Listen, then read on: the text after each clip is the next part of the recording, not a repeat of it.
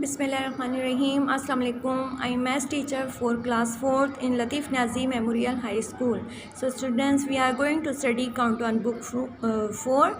Continue our lecture exercise 4th decimal page number 95 में हम आज करेंगे क्वेश्चन नंबर 11। क्वेश्चन नंबर 11 है हमारे पास, right the place value of the circle digits, यानी कि हमारे पास यहाँ पर कुछ डिजिट्स पर सर्किल किया हुआ है, हमने इनकी प्लेस वैल्यू बतानी है। यहाँ पर ए है हमारे पास 6.56, हमारा ये डेसिमल वाली एक्सरसाइज है। 6.56 इसका क्वेश्चन है, इसको हम सॉल्व करते हैं। यहाँ पर देखें स्टूडेंट्स, हमारे पास है क्वेश्चन नंबर 11। ए है हमारे पास 6.56, तो इसको हम सॉल्व करते हैं और हमारे पास हमने इसमें 6 नंबर को सर्किल किया हुआ है, यानी कि हमें 6 नंबर की प्लेस वैल्यू बतानी है। तो सबसे पहले ये पॉइंट पे है तो हम डेसिमल प्लेस वैल्यू चार्ट यहाँ पर बनाएंगे।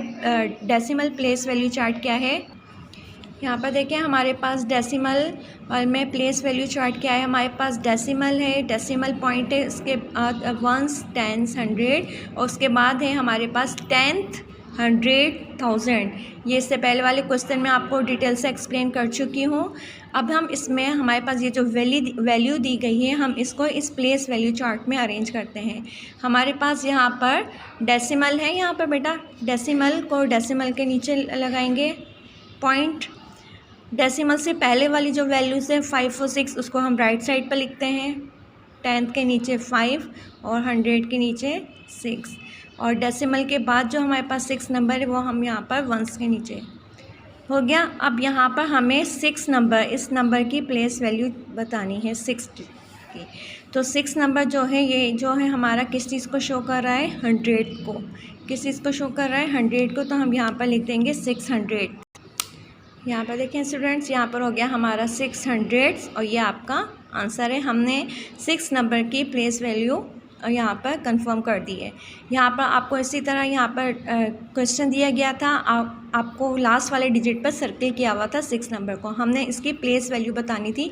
तो हमने डेसिमल में जो प्लेस वैल्यू चार्ट था उसको इसमें इस वैल्यू को अरेंज किया, तो हमारी जो ये 6 नंबर आया ये 100 के कॉलम में आया, तो ये हमारा 600 हो गया। यहाँ पर देखें स्टूडेंट्स, हमने इसका ये ए वाला क्वेश्चन हमने सॉल्व कर लिया है। आप इसी तरह इसका बी, सी, डी और ये ई क्वेश्चन को इसी तरह प्लेस वैल्यू चार्ट में अरेंज करेंगे और फिर आपको ये आसानी से आइडेंटिफाई हो जाएगा नंबर। ये आप सब क्लास वर्क कॉपी में वर्क करोगे। अब आ जाए हमारे पास क्वेश्चन नंबर 12 पर। क्वेश्चन नंबर 12 है हमारा, convert this fraction into decimals, यानी कि हमें जो फ्रैक्शन में क्वेश्चन दिया गया है इसको हमने कन्वर्ट करना है डेसिमल्स में। इसको सॉल्व करते हैं।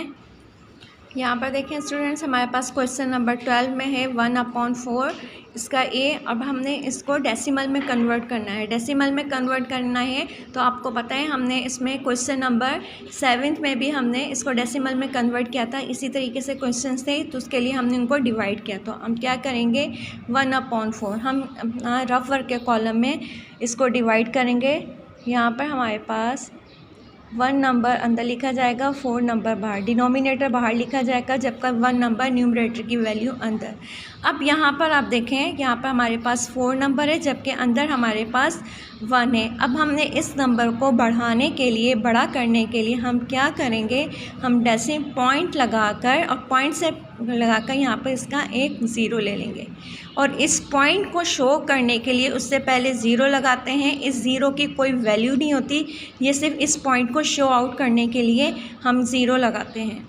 अब यहाँ हमारे पास आ गया 4 पॉइंट का 0 आ गया। अब ये हो गया 10 नंबर और हमारे पास ये हो गया 4 नंबर।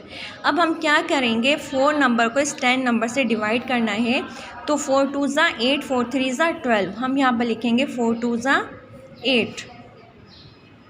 अब जब 10 नंबर में से हमने 8 नंबर को माइनस किया तो हमारे पास आंसर आया 2।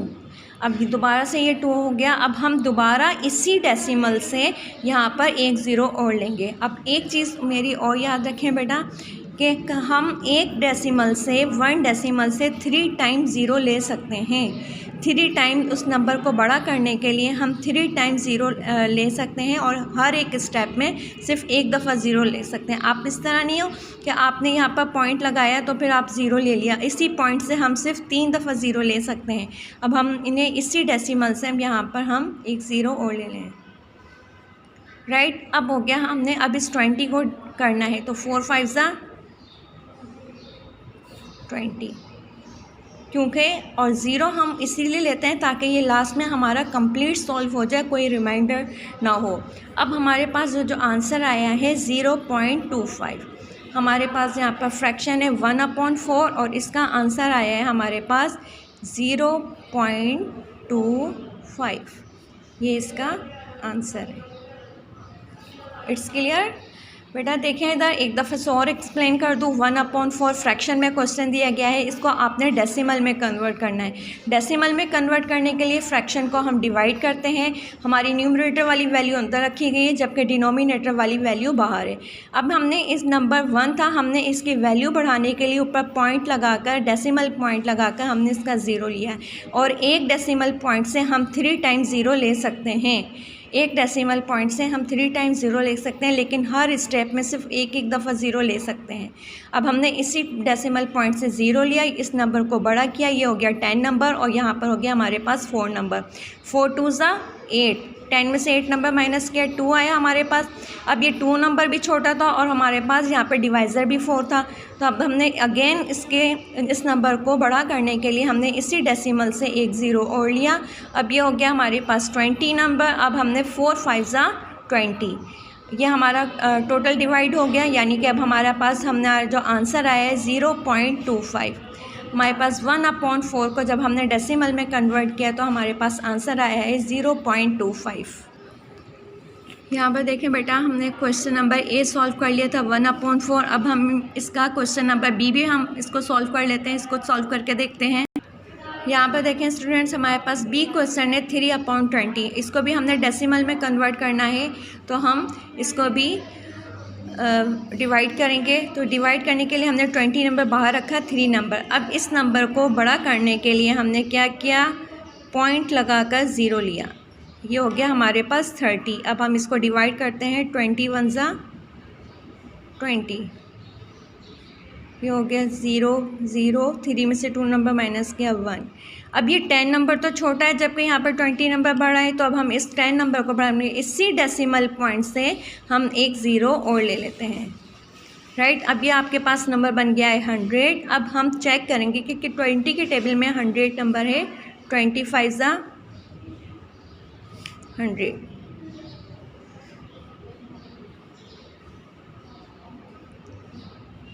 ये आपका कंप्लीट सॉल्व हो गया और आपके पास आंसर आया है 0.15। यहाँ लिखते हैं 0.15 और ये आपका आंसर है। It's clear students. इसी तरह हमने क्वेश्चन नंबर 12 का ए और बी सॉल्व कर लिया है। आप इसी तरह इसका CDEFGH आप क्लास वर्क कॉपी में सॉल्व करें बेटा और मुझे स्कूल में लाकर चेक करवाएं। आज हमने इस वीडियो में हमने question number 11, question number 12 solve किया है। नेक्स्ट वीडियो में इंशाल्लाह हम क्वेश्चन नंबर 13 और 14 को सॉल्व करेंगे। Thank you.